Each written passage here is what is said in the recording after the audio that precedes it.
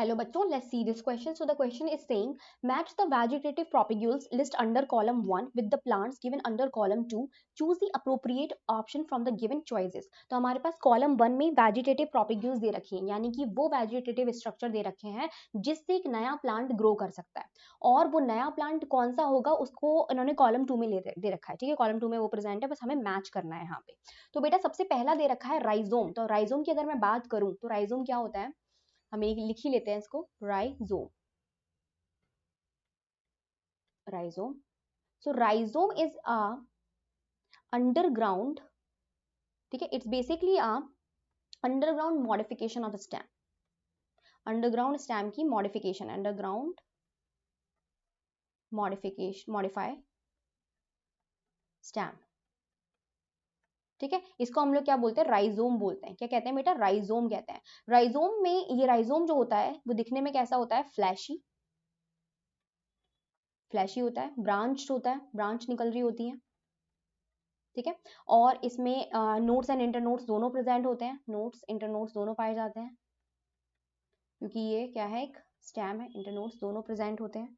ठीक है बेटा, और बहुत स्मॉल इंटरनोट्स होते हैं, नोट्स एंड इंटरनोट्स होते हैं, बहुत स्मॉल होते हैं, और ये हॉरिजॉन्टली ग्रो करता है, हॉरिजॉन्टल होता है, हॉरिजॉन्टल जिसका स्ट्रक्चर होता है वो कैसा होता है, हॉरिजॉन्टल होता है। तो इसका सबसे अच्छा एग्जांपल है हमारे पास जिंजर।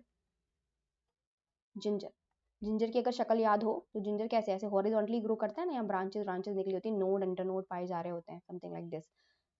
ठीक है, तो ये क्या है, राइजोम है। जिंजर क्या है, एक राइजोम है। तो राइजोम के लिए ए के लिए हमारा क्या हो जाएगा, जिंजर देख लेते हैं आर, तो हमारा ए का क्या है, आर, ए का राइट ऑप्शन क्या है, आर। ठीक है, अब बी हमारा कह रहा है ऑफसेट, तो ऑफसेट की बात कर लेते हैं। ठीक है, तो ऑफसेट बेटा क्या होते हैं, ये जनरली पहले तो देख लेते हैं कौन सी मॉडिफिकेशन है। तो this is sub aerial modification, sub aerial modified stem, sub aerial modification of stem किसकी है, स्टेम की। ठीक है, ऑफसेट पाए जाते हैं एक्वाटिक प्लांट्स में, एक्वाटिक प्लांट में। ठीक है, इनमें क्या होता है, जो स्टेम होती है, जैसे कि मैं यहाँ पे वाटर बना देती हूँ, ये हमारा वाटर है और इसमें कोई प्लांट लगा हुआ है। ठीक है, तो एक प्लांट ही बना देते हैं, ये हमारा प्लांट है। ठीक है, नीचे से रूट्स वगैरह निकल रही होंगी, तो इसमें साइड से स्ट्रक्चर निकलता है। ठीक है, स्टेम निकलती है, और ये स्टेम जो है ग्रो करती है। तो ये सिर्फ एक इंटरनोड तक ग्रो करती है, सिर्फ एक इंटरनोड, यहाँ पे नोड था, दो नोड के बीच का पार्ट क्या कहलाता है, इंटरनोड कहलाता है। और जैसी दूसरी नोड आएगी वैसी क्या करेगी, फ्लावर्स, ये बहुत सारे एक रोजेट ऑफ लीफ बना लेगी, ये रोजेट ऑफ लीफ, और नीचे से बहुत सारी ग्रुप ऑफ निकल आएगा, ग्रुप ऑफ रूट्स निकल आएगा। और ये बीच का जो पार्ट कहला रहा है, दो ये दो लीफ के बीच का जो पार्ट कहला रहा है, दो नोड के बीच का पार्ट जो कहलाता है, ये कहलाता है ऑफसेट। ये बेटा क्या कहलाता है, ऑफसेट कहलाता है। इसमें जो इंटरनोड होती है बहुत स्मॉल होती है। ठीक है, तो इसका एग्जांपल है हमारे पास, हम लोग एक एक्वाटिक प्लांट का एग्जांपल ले लेते हैं, दैट इज इकॉर्निया। इकॉर्निया, ठीक है, तो हमारा क्या हो जाएगा, बी का हो जाएगा, बी जो है उसके क्या हो जाएगा, टी, इकॉर्निया। ठीक है, नाउ अदर जो हमारे पास नेक्स्ट है वो है सकर। ठीक है, तो सकर के बारे में बात कर लेते हैं, सकर क्या होता है। ठीक है, तो बेटा सकर भी क्या है, एक सब एरियल मॉडिफिकेशन है, किसकी, स्टेम की। तो मैं यहाँ पे लिख देती हूँ, सब एरियल मॉडिफिकेशन किसकी है, स्टेम की।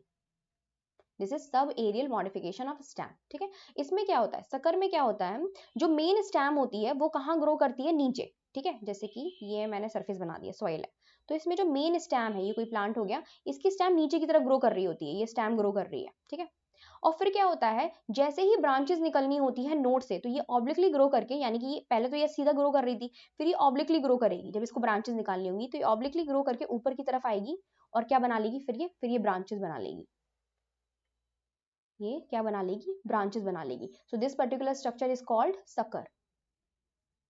ठीक है, ये यहाँ पे क्या बना लिया इसने, ब्रांच बना ली, ये यहाँ पे नोड से नई ब्रांचेस निकलना शुरू हो गई, यहाँ से तो रूट्स वगैरह निकल ही रही होंगी, ये रूट्स पाई जा रही हैं। तो ये हमारा मेन प्लांट था। ठीक है, तो इसे हम लोग क्या बोलते हैं, सकर बोलते हैं। और सकर का हमारा बहुत अच्छा एग्जाम्पल है, सकर का जो हमारा सबसे अच्छा एग्जाम्पल है जो हमारे इसमें दे रखा है, दैट इज क्रिजैंथमम। क्रिजैंथमम, ठीक है बेटा, तो हमारा सी का हो जाएगा टी, सी का हो जाएगा S, C is equals to S, तो हमने सी का एस लगा दिया, तो ये हमारा हो जाएगा। Now the last one is saying leaf bird, ठीक है, तो डी हमारा क्या कह रहा है, लीफ बर्ड। तो लीफ बर्ड में कुछ भी नहीं है बेटा, लीफ यानी कि कोई ऐसा स्ट्रक्चर हो लीफ का जिसके अंदर से क्या निकल आए, बर्ड निकल आए, लीफ है, ठीक है, इसके अंदर से बर्ड जैसा स्ट्रक्चर निकला है, ये बर्ड निकला है इसके अंदर से, ठीक है, और ये बर्ड क्या है, नई फिर आगे जाकर क्या बना ले, शूट वूट बना ले, यानी कि नया प्लांट बना ले, ऐसा क्या है। तो बेटा लीफ बर्ड हमको देखने को मिलती है किसके अंदर, ब्रायोफाइलम के अंदर। इसका बहुत अच्छा एग्जाम्पल क्या है, ब्रायोफाइलम। ब्रायोफाइलम में हमें क्या देखने को मिलती है, लीफ बर्ड देखने को मिलती है। तो हमारा डी का क्या हो जाएगा, क्यू, क्यू। सो हमारा राइट आंसर देखो मैच कर लेते हैं, ए का आर होना चाहिए, बी का टी, सी का एस एंड डी का क्यू। तो हमें ये ए ऑप्शन में ही देखने को मिल गया, ए का आर, बी का T, C S, D Q. So A is the right option, A is the right option. I hope आपको समझ में आया होगा। Best of luck.